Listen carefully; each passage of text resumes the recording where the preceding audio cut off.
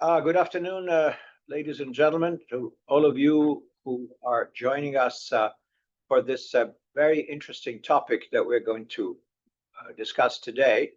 My name is Paolo von Schirach, and I serve as president of the Global Policy Institute, which is, for those of you who don't know, in downtown Washington, D.C., and closely affiliated with Bay Atlantic University, a private nonprofit university in DC.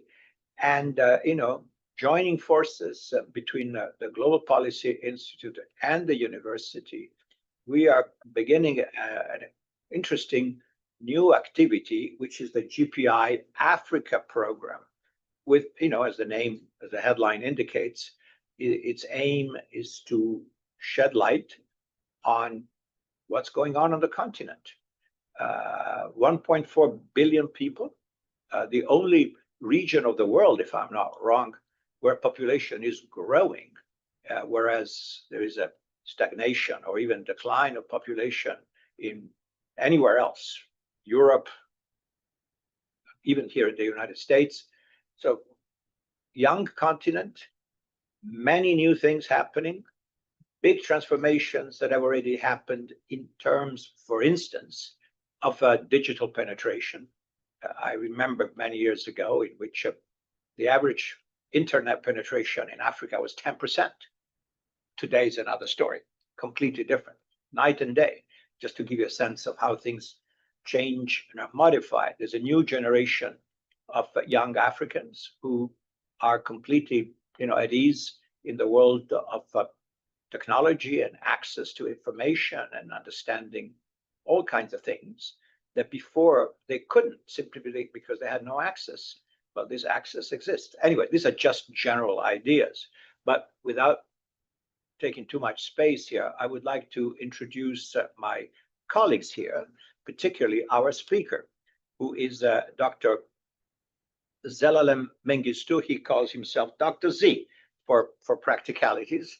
And he is a practitioner because he teaches here, I guess I call it broadly information technology. I'm sure there's many areas and differentiations.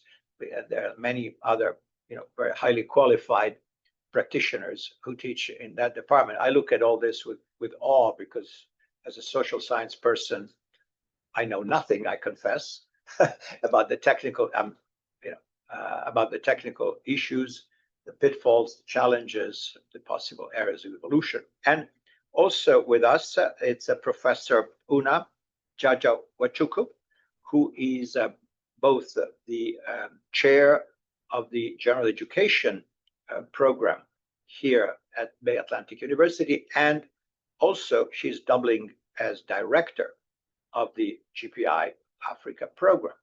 So let's just jump right into it. Everybody knows that there's this thing called AI, artificial intelligence, but most of us, the lay people, don't quite understand what this is and don't understand how it can play a good or potentially bad role in our lives.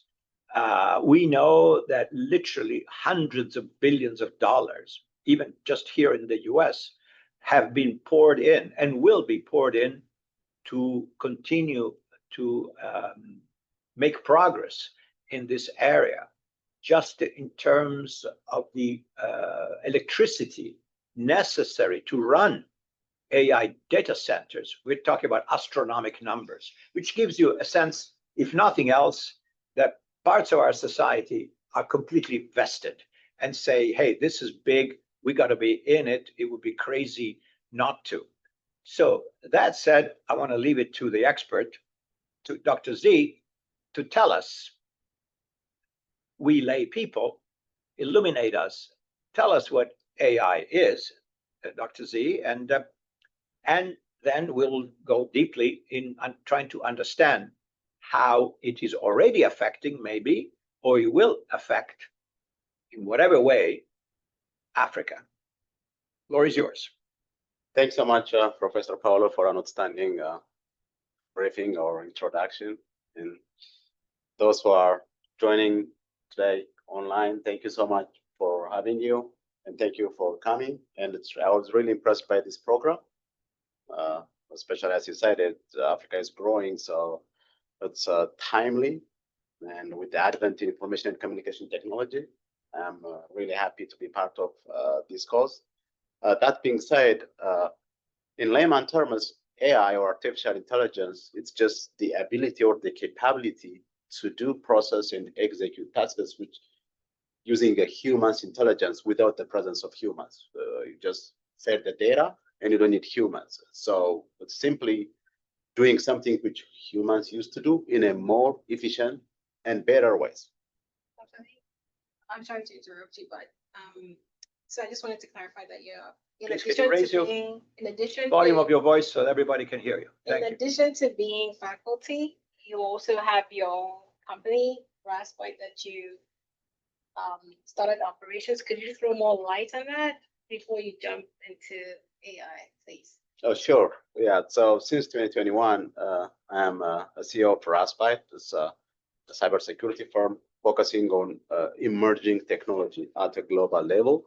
And what are the current trends in technology? What are the pitfalls? What are the good things to embrace on? And we provide consultancy and advising on any cyber-related issues globally. Thank you. Thank you. All right, carry on. So it's really interesting. Back then in 1915, there was a chemist. You may probably know him. It's Isaac Asimov. He's a futurist. Yeah. So he wrote a book about neuromancer. So he was assuming that in 2010, that was 15 years ago, so we plug a computer into a human brain, and then when the computer will mimic what you think, for instance. So I need to click a mouse, and then the mouse will get clicked. So I need to open a Word, and then the computer is directly connected to a human brain. So I think artificial intelligence pretty much, even if it's not that closer, it's a different area, but still it's getting an aggregate human knowledge without human presence, just a data feed, a data set. So it will execute anything in any area in less than a second. So it's really astonishing when you think about it. Like it's assuming like 7 billion people contributing to a single topic at the same time. That's what it's doing. It's just getting the data set. So it's just automating the way we do and without the human presence. It's fascinating at the same time, but there is also a pitfall we'll discuss later on. There is risks. It's good to simplify things, but at the same time, there are a lot of bad actors playing bad things, and then how we protect them, how to use it efficiently. That we'll discuss. We'll make a more deep dive later on, but that's what all artificial intelligence is all about. So basically, if I interpret correctly what you just said, Dr. Z, we're talking about the ability to do what humans in principle could do, but very, very fast, very right? Fast. Very, very fast, because AI has already accumulated all the data, and then it can elaborate that. And then, please correct me if I'm wrong, maybe also notice correlations and patterns that if we humans may not be able to see, right? Exactly. Because of the complexity of the data environment. And AI can say, oh, there is this that connects to that, and what have you. I don't know. I'm just making this up, okay? Forgive me if I say something completely stupid. We noticed that loan mortgages applications take place usually between 3 o'clock and 4 o'clock in the afternoon.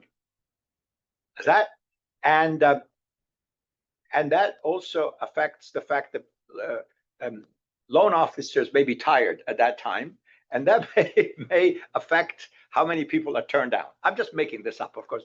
I'm sorry, maybe I'm saying something completely stupid, but these are the kinds of observations that we normally don't make. Exactly. Is the time of the day in which you do something that affects outcomes? Maybe yes, maybe no. I'm just throwing this out as a possible area of exploration.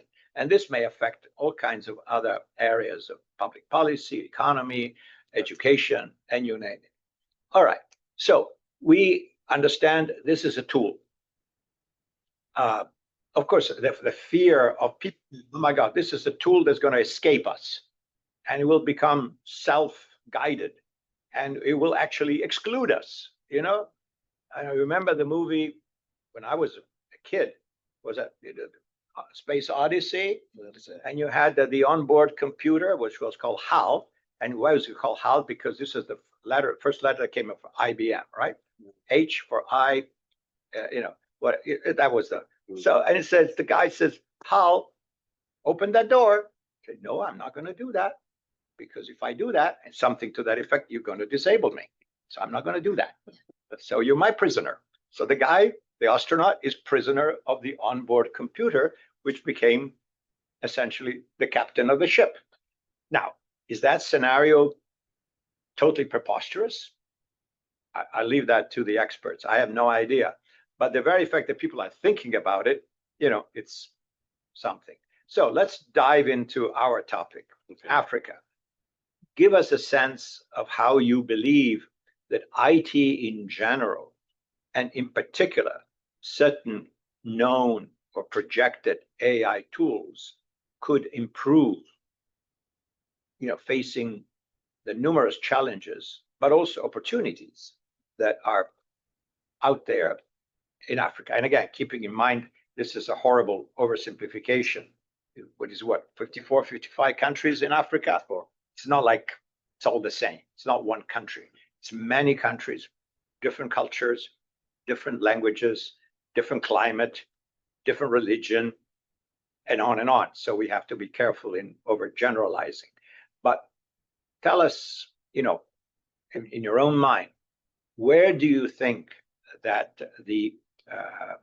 are the most auspicious areas of possible AI intervention that can modify in a constructive way, and create a situation tomorrow that is better than today?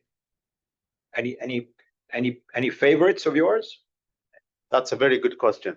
As you said it back then, the digital penetration rate in Africa was really, really low. For the last couple of years, I've seen some good progress, and the young folks, they are really becoming tech savvy. So it's really good, especially after 2007. It's really crucial in IT because that's where iPhone, YouTube, Facebook, all these things come into one highway in 2007. So we just revolutionized the way people will communicate. So in Africa, not in Africa to that matter, anywhere, the importance of AI is really tremendous. But in Africa, even though we have a younger force who are tech savvy, there is infrastructure limitation. There's a very, very big infrastructure, cloud service providers. And most, as a matter of fact, I was there last week. So I've had a chance to, discuss with various IT folks over there. They have an issue of data sovereignty because they are really scared to host things on this AI. Most AI, either you have to pull it from GitHub, which is a repository outside Africa. So they are scared to put their data. They would like to play around, develop, create something. They have their own model and data set, but they're kind of scared because of trust issue. So that's one big factor which is hindering the full implementation of this AI in Africa. Another thing, there is no policy. There has to be AI policy. As a matter of fact, White House, they released in August 10, if I'm not mistaken, they put a US AI roadmap. So it's a 25-pager. It's really a good document. I strongly recommend you guys to read, or I will share it to you. The US AI roadmap. It's really good. It's just dissect and make a deep dive on all the pros and cons, what to do, how to make it a good flow from all the government agencies, departments, all the way to state and local and tribal.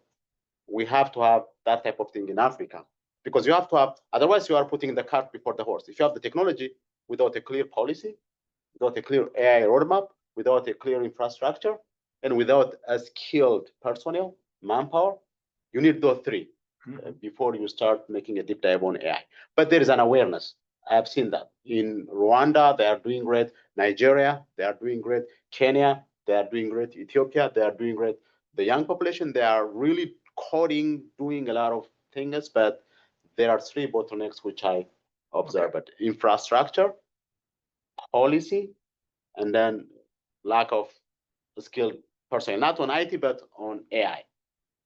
They are good on AI, IT, but AI, it's a new paradigm. A new tool. It's a new tool. So, and then we have the resources, the tools, as I told you, those AI tools, they are not created locally. So either you have to get it somewhere, and then there's a trust issue, because those data, you can't trust some of the data, because there is adversarial machine learning. That means some, misleading data is already fed on it, and then it will give you false results. Those are the things which I need Africa to focus on first. Understood. Again, let's probe this as much as we can here. For instance, I was, just as a practical example, stuff that I was reading just recently, and I was discussing this with Ona earlier, just as something that my mind. And there was an article actually in The Economist that was focusing on the problem of, let's say, poorly coordinated, inefficient, and very expensive intra-Africa air transport, connecting Cameroon with Tanzania and Malawi with Tunisia or whatever, I know, this is anecdotal, in my own personal experience, having worked in Africa for many, many years, not recently, but that things have improved significantly. There are better airlines that have more regional coverage. I can think of Ethiopian Airlines, South African, maybe a little, Kenya Airways, Egypt Air. So these are carriers that have extended their footprint significantly. However, the article was saying sometimes it's extremely complicated. Connections don't make any sense. Costs are exorbitant compared to similar services provided in other regions of the globe. So my question to you as a lay person is this: do you think that this could be a promising area to feed into AI motors, engines, whatever you want to call them, all this data and say, well, this is what we have. This is the situation. This is the state of play. These are all the airports we have. This is their capacity. These are the air traffic controllers, These are the airlines. These are the airplanes that they have. Can we make this better? Better for the consumer, and potentially also better for the airlines themselves, because if it's more efficient service, maybe that increases the bottom line. Is that preposterous, or do you think that this is a possible area of intervention? And if so, how would we go about it? Yeah, I mean, that's a very good question. But I can assure you that those airlines, one of them, may probably study this using AI tool to determine the routes, which route to go. But I think the biggest concern with them is that, do they get actual clients if they have that route? For instance, I was asking, Ethiopian Airlines doesn't have a route. I was traveling to Morocco last October. So I use Air Maroc from here to Morocco, because from Morocco to Ethiopia, it was like 3 hours or something. I was traveling to go and then see my mom, but there is no route. So the thing with that, I don't think it's the AI. You can just do it in a less than 30 minutes. It will give you all the route with the prediction, with the possibility, but can you still get a client? Some routes in Africa, you may have 2 or 3 passengers. That's why most airliners in Africa just get out of the business in bankrupt, because if you have just put an ambitious route, you can start it, but will not get any customer. So there's no movement of goods and services in Africa as we used to do in other countries. So I think even though the technology can do it efficiently, they can give them a good route with the data, but still the dynamics of the clients or the customer base, it's not something which you can rely on. Sure. Like to segue, just ask a question kind of related to when Paulo and I were talking. So, when the scenario of the airlines, right? From my research, some of the issues that the air travel has in Africa is the governments. The governments are they're not cooperating with each other. And it seems almost like there's some sort of a hindrance Oh, I see. they make for each other, so can AI deal with those kind of issues, the human issues, that That's just what you are saying. yes. Yeah, one thing is there's a course with ethical aspect of AI. So we cannot 100% replace the human element into AI. We can expedite the process multiple times, but there is still, we cannot replace that human element like anger or fear. That thing you cannot.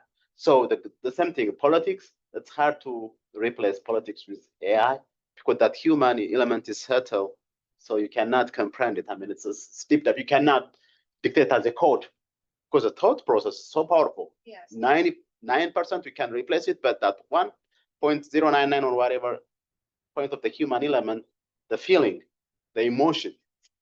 For instance, there's some tug of war between two. Let us assume that between country A and country B. So it's a human element. There is no way to replace that with AI because that's a human element. We can still try to create some, I would say, that's hard to say. I mean, I'm trying to get a good word for that human element replaced with AI. As of now, I haven't heard any tool replacing that the human element. So what we call conscience. Conscience is the ability to reflect, to say, is this right? Is this wrong? Conscience. Should I do this? Oh my God, this is really a bad thing. If I do that, I'm a bad person. Or, I'm a bad person, but who cares? And I'm going to do it anyway. So all those things that we humans struggle, and our history proves it in our mythologies, in our dramas, in what have you, we know that. So AI is not there yet. But you can still feed it. Yeah, somehow. But it's not, cannot make it. Not fully. Yeah. Exactly. Because it doesn't have a conscience. Exactly. As we, an awareness as we understand it. It may know a lot of stuff, right? But and can elaborate it in original ways. But I don't know that it's capable of value judgments. Not yet. Based on a certain set of moral principles. Okay, that's important to know. But let me ask you again. I mean, I just gave you this example off the top of my head about air travel. But from your perspective, as a practitioner and as a person from Africa, you come from Ethiopia, correct? Which is a big country, 100 million people. Under 20, around. Yeah, 20. Something. I remember when, I'm sorry, this is a joke, but maybe it's AI related, that when the old government wanted to show that the per capita GDP was really higher, they undercounted the population. I think I don't know if they still do that. It's the fewer people, GDP per capita is higher, right? Because half of the people are all on vacation. I don't know, somewhere else, in Nigeria, maybe. They were saying was million back then, you're right. So that was a nice way to make the numbers look a little more polished. So, but that's a different story. So based on your general understanding, as a scientist, as somebody who understands the technology and knows firsthand needs and challenges, what would you say, in your opinion, is the proverbial low-hanging fruit? That is, if we want to use productively AI, let's start with this. What would be, in your judgment, this? Where would you go? Is it agriculture? Is it healthcare? Is it water management? What I was about to say it's about agriculture. Okay, tell us. For instance, in Ethiopia, 85% depending on agriculture. So if we able to incorporate AI to get pest control, for instance, that's the biggest issue. Pest control. Just an example. We will really get a lot of benefit out of it. Health sector, you can telemedicine was there for a while. Okay, please elaborate further, because people perhaps they don't understand. Here in the United States, 2% of the population is involved in agriculture, and we have the most productive agriculture in the world. In Africa, obviously, it's different. Help us understand the distinction and how so many millions of people depend directly on farming. For instance, if you take Ethiopian example, 85%, so almost 100, is dependent on agriculture. Okay, that's a huge difference. 85% of the 85% is agrarian. It means it's rural. Rural. And depending on agriculture. And depending on agriculture for their own livelihood. Exactly. So the export could be flour, it could be teff, could be wheat, could be sugar, cane, it could be barley. They will use for domestic consumption as well as for export purpose. Coffee. So if you go to some rural areas, the coffee, you would be amazed by the coffee trees. You cannot see the sun. You will walk for like 2 hours and everything's covered. It's a forest. It's a wild tree and it's coffee beans. Yeah, it's interesting. So if we implement AI to get a better yield, control the pest, and then to get a good market, where to sell those things, by avoiding those third-party vendors, there are different benefits of incorporating AI. It makes even the productivity aspect as well. And I imagine, again, please forgive me if I'm saying something inappropriate, but you can have a better sense of weather patterns, exactly, rainfall, and therefore needs for irrigation, exactly, which can be better matched to the needs of a particular region and the weather patterns, and that you're not caught off guard by a drought, and then everything dies because there's no water, lack of information. Yeah. When it's the rainy season, when it's a drought, in the market, when to sell, where, all those details. There are a lot of caveats circling around that thing. So agriculture is the base. It's a winner. It's a winner. And then you'll go to health. Telemedicine is there. Before we go into health, sorry. But how would you do that? Like the practicalities, because what I'm hearing is in Ethiopia, agriculture is largely rural. So are the people able to, are they tech savvy enough to implement this in the actual? That's a very good question. I was surprised that they are going digital. So when I go to buy, so my son, he said, I need a chicken. So I said, let me buy him a chicken. So there are little side street areas where we buy chicken, sheep, and stuff. And then I told my brother-in-law, hey, I don't have any cash. He said, you don't need cash. No, I'm going rural, just backstreet markets. No, they don't use cash. They are using direct deposit transfer. And there's an app called Telebur. And I installed it. I went there and I bought it. And then he gave me his bank number. And then he got a text. You're good to go. I was so surprised. The digital penetration rate, everywhere you go, they digitized everything. But there is no security. There's lapse of security. They are not focusing on the security aspect, but the digitization aspect, I was so surprised. Almost all transactions are now digitized. So that's why I came to think that we can implement that thing. People are really, because it's a necessity. In the past, they don't trust this thing. They say, no, I need cash. 10 years ago, no, nobody will accept you. This technology was not there. Even if there is one, nobody will trust you because they have to touch the money. But now that mindset, because they cannot do anything, they will be sidelined. So somehow they try to incorporate it and trust it. I was so surprised. There is a big digital penetration, and the government is really working hard. They started this digital ID, and I went there, and then I think I have it one day. They gave it to me. It's like this, a digital ID. It's a digital ID. Everything is like social security. Yeah. Everything is incorporated. When you do something, everything is like all your data is there. I was so surprised that everything has been digitized, and it's beyond my capacity. I never thought that would be like that. So that's why it's a good time to make that penetration on AI. So basically, as Una was, I guess, implying, the end user, who will be the farmer, right, would have access, easy access to this information, and he or she would be able to understand it, definitely follow the guidance to optimize their own whatever they're doing, planting this instead of that. irrigation, pesticides, fertilizer in the appropriate amounts and necessity to make sure that the yield of their farm increases. Exactly. And then there is also cooperatives. They build those cooperatives. They are gathering 300, 400 farmers together, and then they will be under that cooperative.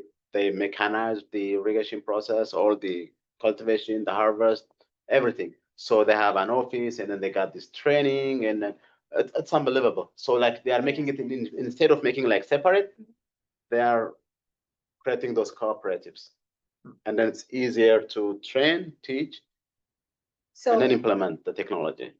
So I know this is going to put you on the spot, right? But because my focus on all these webinars is like problem solving. Africa has loads of problems, and we all, everybody can come up with a problem Africa has. But let's see if we can come up with some, solutions, right? So putting you on the spot, Dr. Z, implementing what we're talking about here, AI for agriculture in Ethiopia. We will narrow it down to like coffee beans. What kind of solution could you come up with that the farmers can easily integrate into their processes? Yeah, I think the first thing, which I always argue and which I'm a big fan of, is capacity building. They can use the technology, transaction, money-wise. That doesn't make them tech savvy. Yes. We have to have a deep capacity building, not on the rural area, but even in urban areas, on those government officials. Everybody has to have that capacity building. They have to understand, by capacity building, it's not teaching how to use a computer, but to understand the benefits of the technology so that it will be embedded in their personality. That's the only way to make progress. So I am a strong advocate of capacity building, and I'm working hard on those capacity building. That's what we do at BAU, right? Building the capacity. So we have to do the same thing in Africa. The first thing will be capacity building, creating awareness. Most people know AI, but they don't know specifically how to use it, when to use it, and how to effectively use it, and the awareness itself. What are specific tools on a specific area? Okay, I'm a meteorologist. What specific tools should I use? That's capacity building. So we have to dissect on every field, and then we have to teach. Once you create awareness, and then it's up to them to take it to the next level. Do you have any examples off the top of your head? I mean, we're talking just in generalities here, of countries or region, starting with Ethiopia, where you're coming from originally, where some of this is already being implemented successfully, hopefully, or I mean, I know Kenya. Forgive me if I say just in broad terms. People say that the Silicon Savannah, that all the Kenyans are IT savvy. There's all these startups, etc. Can we say that Kenyan agriculture, for instance, sticking to the same topic, has benefited in terms of its efficiency, productivity, etc., because people are more, obviously including farmers, are more tax savvy and therefore can optimize the use of their land to plant the proper crops and all the things we were saying before? Or I'm just using Kenya as an example. It could be Namibia, for all I know. It could be South Africa. But do you have any thoughts on this, as far as you know? So in general, Kenya, Nigeria, Rwanda, and Ethiopia, they are really creating good presence on AI, but not on agriculture. But I heard banks in Nigeria, and I know in Ethiopia, Rwanda, and Kenya, they are using AI to detect, for instance, fraud activities on banks, like unusual activities. You are trying to use your ATM card somewhere in the South Ethiopia, and then in 20 minutes in Northern Ethiopia, with that big difference. So they are using AI, leveraging that to detect fraud. In bank, I spoke with a couple of bank managers who were my batch. I met them, and then they told me they are efficiently using it. And I read an article in Nigeria, Rwanda, Ethiopia, and Kenya. But I'm assuming that the same, even though we are not aware of it, there are a lot of areas which they are using it right now on AI. Not on big scale, but it's making its way. But still, as I said, it needs to be capacity building on it. But they are using it. Still, the infrastructure issue is still a big hurdle. but they are trying to make sure and having their own cloud services as well for that data sovereignty issue. Other areas that, of course, we know are challenges for every country, actually, for every society, but in Africa in particular, you got healthcare, obviously, and education. Healthcare is usually, the problem is there are no hospitals, or rather, there are very few. Let's not exaggerate. There are not enough. There are no rural clinics. Exactly. There are not enough doctors or nurses dispersed. How do we improve access to healthcare, which today here we talk about telemedicine, Exactly. right? Yeah. Can that help? Can a lay person imagine perhaps an uneducated, maybe illiterate person in a village who is sick, needs help? There's no doctor, no pharmacy. The next clinic is maybe a day journey away, maybe longer. They're stuck in a small village with nothing. What can be done? I mean, I know miracles are not, it's not what we're talking about here. Can AI improve things? I know, forgive me if I elaborate further. Amazon, I think, has, or somebody else had experimented the use of drones to deliver medications in remote areas where there are no roads, there's nothing, but drones can fly and can, have a certain payload. And so if it's a bunch of medications, which may be a couple of pounds or maybe even more, can be transported by drone. Is that, and how do you make all this work? Is this just a science fiction or something that can be implemented to deliver healthcare to people who otherwise are completely cut off? Yeah, that's definitely it's doable. So before the presence of AI, telemedicine, it was really doing great. Telemedicine was just bridging the gap in rural areas. You don't, because most doctors, for instance, in Ethiopia, they don't want to, after graduation, they don't want to go to rural areas. They want to work in urban areas. So that telemedicine, I think the University of Virginia have an office called the Office of the Advancement of Telehealth, OAT, and they have a device called Thunderbird. So it's a portable device that's got 4 wheels, a video. So it's very cheap. You will deploy it in rural area. You don't need a doctor. You just simply have a technician to turn it on and then make a call through VSAT. And then you'll have an appointment with the doctor somewhere. And then you will get all the treatment. On top of telemedicine now, we have to incorporate AI. So we don't need a person on that specific rural area because everything can be communicated with that person. They just ask and then they will get the answer because the data is fed through AI. All medical related terminologies and diagnostic results and everything is fed in on that telemedicine device. So you just simply ask, I had a fever, and then you will get a prompt. What type of fever? Is it only fever or is it only, you will get all the options and you will narrow it down to the specific problems you have, and then it will provide you recommendations. So telemedicine is creating, it's a pioneer, but AI is making it seamless and better. So, and what about, because again, diagnosing is great. So somebody says, oh, you've got, I don't know, a stomach bug or something, or you've got a parasite, whatever that may be, then you need a cure. exactly. Diagnostic is great, but then you need to be cured. Is this idea of transporting via drones or other means? Because again, in places where there are no roads, right? You cannot call Uber to Exactly. to send you the stuff, right? Exactly. So is this science fiction at this point, or is this doable? No, it's doable. Okay. So the only limitation with that, as I said, it comes to finance. That the government afford to dispatch all those drones and monitor. You need a traffic controller. You don't have to be in a row with the aviation, to interfere with. It needs its own logistics. As long as that's covered, it's doable, and still they have a lot of tests done on it, and it's efficient, much more efficient, and it's a win-win. Can I, this is such a great way to get into this question that I have. I have 2 questions here that kind of linked, right? Can AI, because you mentioned governments, right? Exactly. can AI overcome issues of corrupt governance in Africa? How will AI fare in the face of corrupt governance? In my opinion, I feel like all the problems Africa has is in the governance. Exactly. This is just my opinion, you know.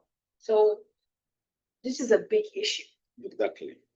Well, how, you know. Yeah, with that said, yeah, it's a very hard and challenging question. Still, the emotion part come into play here for the human element.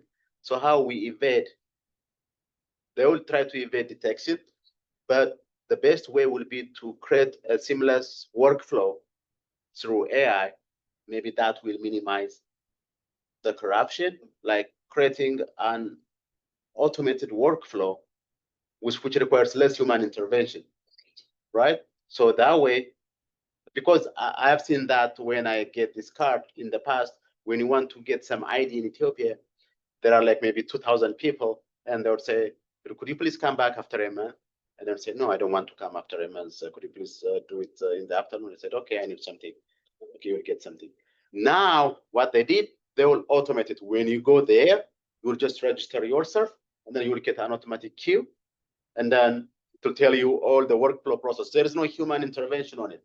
So you don't have that luxury to communicate and to expedite that thing, because you cannot, nobody will just mess up that queue which you already lined up on it. So automating it through AI may reduce or eliminate corruption, I would say, to some extent.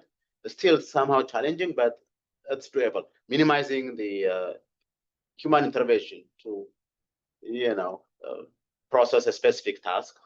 Just if you are a client, for instance, you want to renew your vehicle registration, so just automate the process through AI with less human intervention.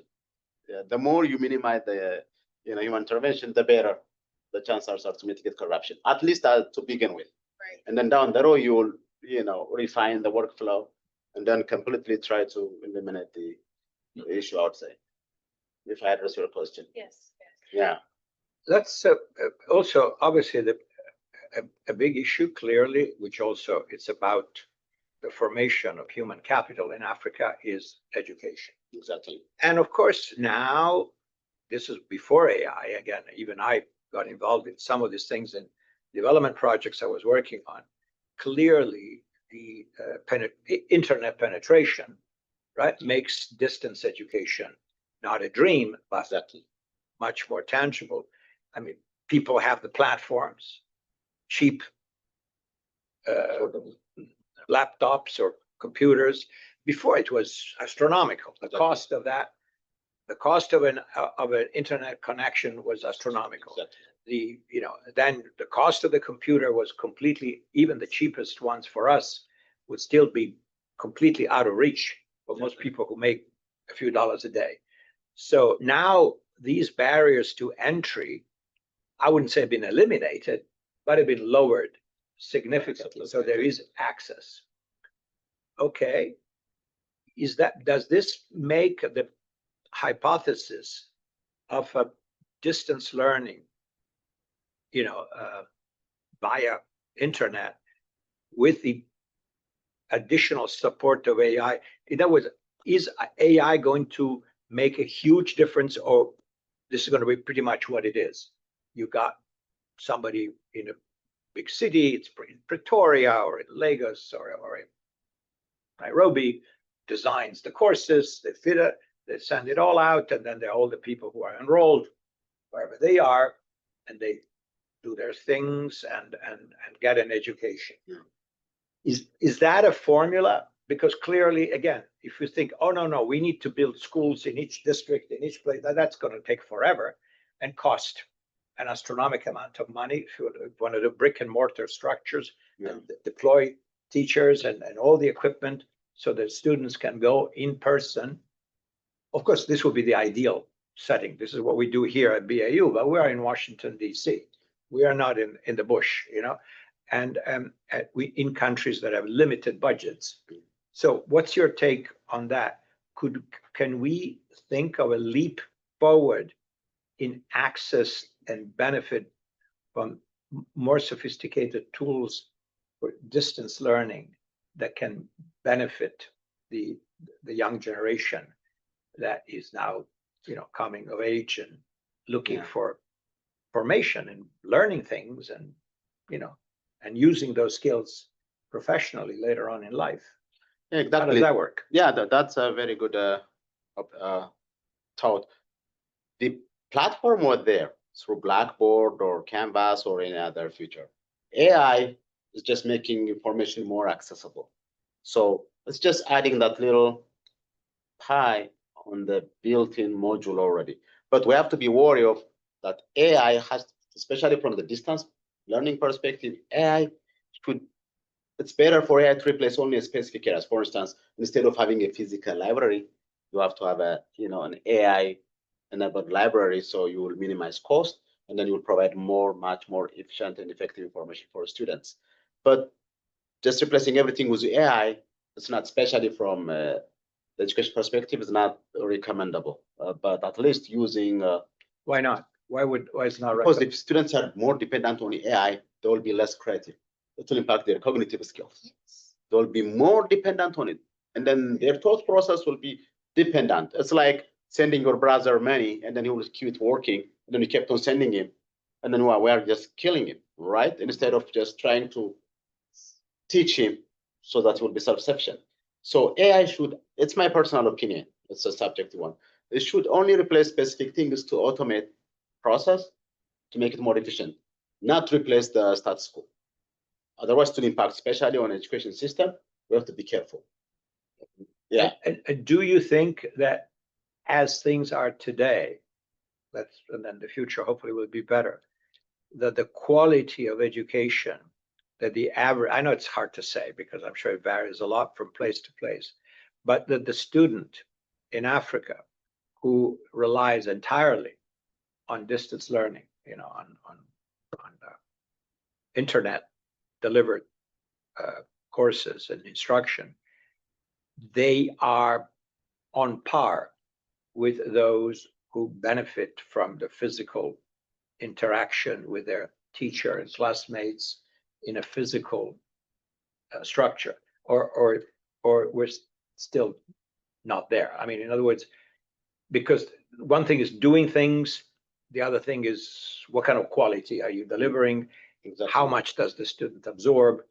How good are they compared to everybody else? Because they have to be competitive, right, in terms of their skills levels. I mean, what's your, again, I'm sure this is it's an unfair question to ask because it's an enormous subject. Yeah, but, I mean, it's huge. It's huge, yeah. But do you know of any success stories that are of places or universities or other entities, academic entities, that are doing particularly well because they've developed, they're honed this whole thing in a way that is more productive and more user-friendly? Any thoughts on that? Yeah, to be honest, I never heard of any which implement AI and then be successful. Maybe, as I said, there is a big infrastructure capacity issue on, because to run that AI thing, you have to have a gigantic processor and all the server dedicated, because it's just churning trillions of data at a single time. So most universities, they are just using it as, students are just using it as a specific module, like a built-in feature on their browser, to get more data instead of going to the library to get some idea on a specific area which they are working on, so on and so forth. Mm-hmm. I haven't seen any which incorporate AI as like a mainstream platform on their curriculum, but just specific piece as any other university or in Africa, Asia, Europe, anywhere. But down the road, we are heading that way. Anyways, definitely we are heading that way. We be more dependent on AI. Maybe the next, in general, regardless of country, exactly. Okay. Because now the connectivity, the global become the playing field is leveled.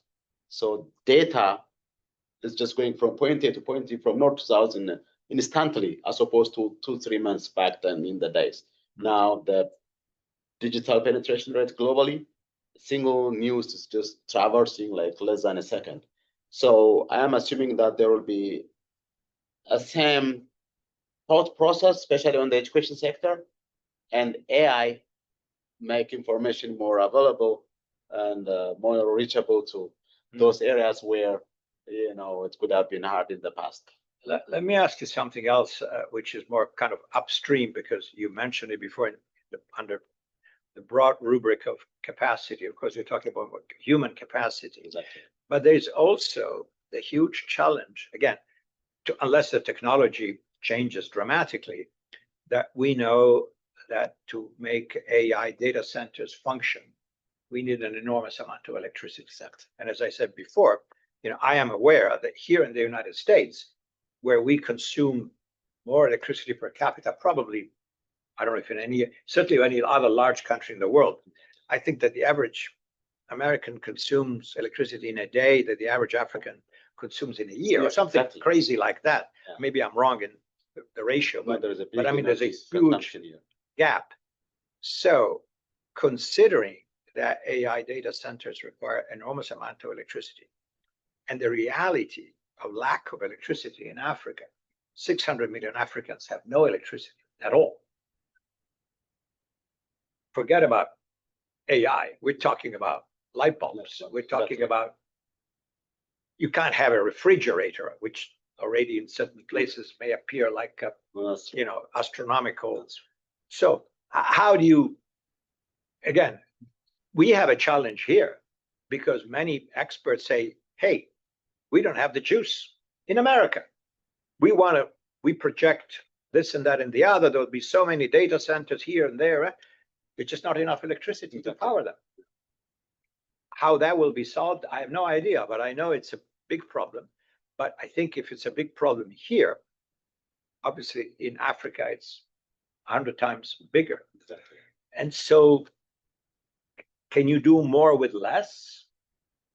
We saw, again, I don't know where this is going. Remember when there was this announcement by the Chinese, right, that they developed their own low-cost AI, right? Yeah. And claiming that has pretty much the same capacities of ChatGPT. Well, again, please forgive me if I'm saying it properly. $6 million, I think that's. And it was just a little bit of money, do it on the cheap, and also that it relies much, much less on massive use of electricity. Now, is that going to be, let's say, the China or China-like development what works in Africa? Because if we want to adopt the same model that seems to me, unless things are changing, because technology changes, but if the formula that we have here in the United States is the only one that works globally, then Africa has a big problem. I mean, if we have a problem, they have an insurmountable challenge, right? Because there's just enough. If AI works only with very energy-hungry data centers in a continent where there's so little electricity, how do you square? In other words, I'm sure people are thinking about it. Exactly. How is this like, oh my God, nothing we can do about it, and therefore we're stuck? Or is a way around this availability of electricity as the power, as the fuel for AI data centers, and therefore for the progressive, incrementally, bigger deployment of AI solutions to the hundreds of millions of Africans? Is that? I have no idea how to proceed. I mean, you as an expert probably have some thoughts on this. So if you know, I think you may probably know Thomas Friedman. Yeah. He said the future war will be energy war. The world will be running out of energy because we are consuming a lot. I said it, the daily consumption in the US might be a year in Africa. That's an accurate statement. We are using a lot of energy, especially with the advent in computation, AI, and machine learning, this Internet of Things. We have now, when we have internet back in the 80s, when you have IPv4 address, we are assuming that there was only 60,000 devices globally. Now 75 billion devices are connected. And then we are running out of internet IP addresses, and we are moving to IPv6, a new addressing scheme, because every device needs an IP address like a home address. So imagine from 60,000 to 75 billion. So this energy consumption is increasing tremendously. So as decided, we have to have a power somehow, be it solar, wind turbine, your own hydroelectric dam. We have to have it. That's infrastructure at the end of the day. Exactly. But that's a very, very, very, very eye-opening opinion. So most countries in Africa, they are just focusing on penetration rate, not from the power perspective. No, I don't think anyone is just thinking about this, the future power issue. They are just thinking digitizing, making things automated, so on and so forth. I don't think they are working hard on that. Okay. Part Because that so, can become basically you're facing a wall. At some point, you cannot.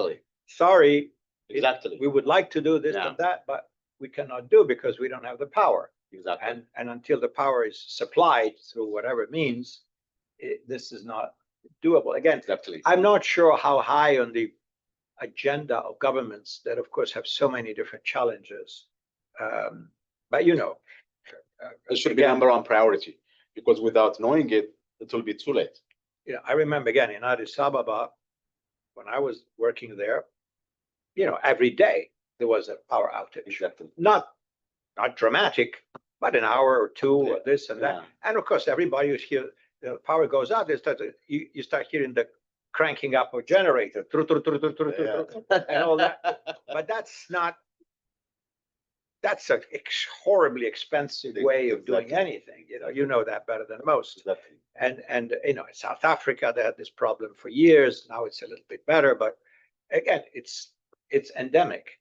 So if you say to have AI properly deployed at scale, we need so much more power generation and distribution in an environment that is already very energy poor for the normal stuff. Light in the room, power for recharging the battery of your computer or phone, if that's huge. I haven't. Is this, as far as you know, on anybody's to-do list to say, hey, we got to prioritize energy generation, or it's just one of the many things that governments are dealing with, and we'll get to that when we can. I mean, I don't know. What level of awareness is there?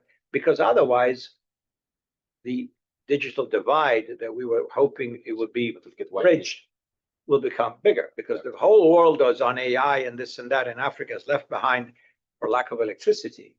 That's a lot of consumption with this crypto mining in Ethiopia right now as well. They are consuming a lot of energy on it as well. So when you add AI, it's hard to manage everything. So I don't think that's on a spotlight personally, but that's a very good wake-up call for the continent. Otherwise, it's like putting the cart before the horse. If you think about AI without having that basic requirement, then you come to a halt.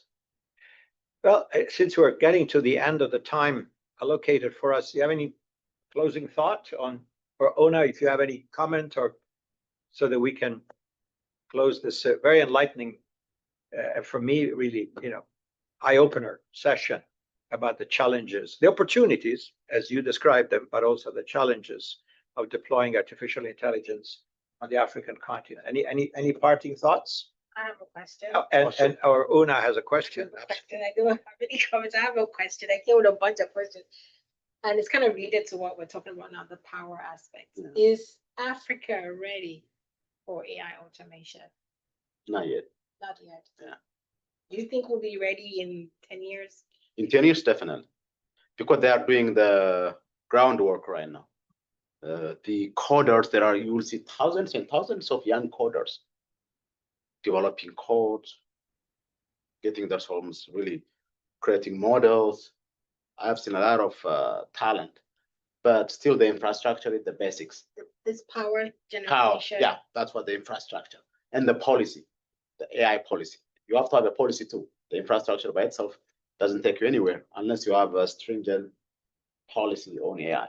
How to use it, how to effectively use it, what are the requirements, who is managing it, how to interact at the continent level, at the national level. You need to have a policy at the national level and at the continent level as well. But still, with 10 years, that's a good, accurate timeline. Yeah. But it has to start from now, and they're doing it. They have an artificial intelligence authority in Ethiopia, and then most African countries have a specific agency for AI. Yeah, so that tells you they are trying to embrace it, but the earlier the better. But I would say 10 years is a good time frame.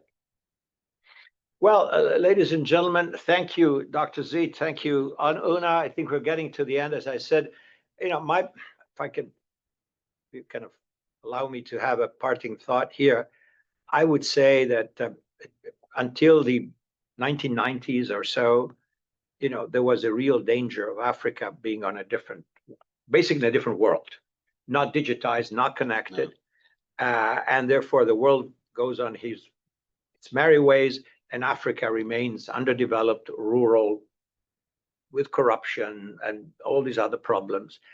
That has been improved dramatically, right? I think we all agree on this. Where I remember seeing all the big, fiber optic cable networks all around the continent, and then going inland and providing for the very first time.